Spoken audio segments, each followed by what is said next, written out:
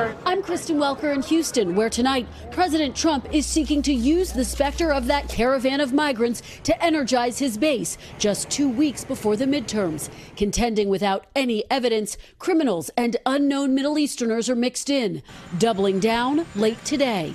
Go into the middle and search.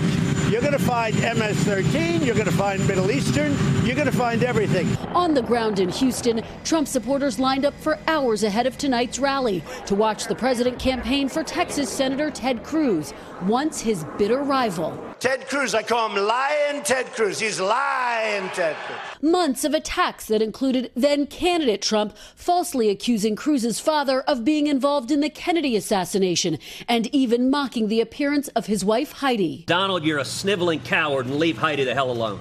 But times have changed, and so has the president's tune. To me, he's not Lying Ted anymore. He's beautiful Ted. Beautiful. He's Texas. I call him Texas Ted. The two now unlikely allies fighting to hold on to power in Washington, with Mr. Cruz trying to fend off a tough challenge from Democratic upstart Beto O'Rourke.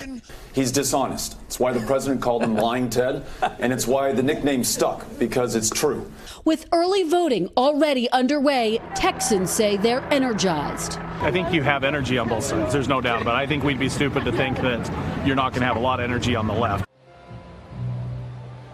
In a boost for the president, our latest NBC News Wall Street Journal poll shows his approval rating is at 47%. That's 2 points higher than former President Obama had at about this point in 2010, just before Democrats got badly beaten in the midterms. Hey, NBC News fans, thanks for checking out our YouTube channel. Subscribe by clicking on that button down here, and click on any of the videos over here to watch the latest interviews, show highlights, and digital exclusives. Thanks for watching.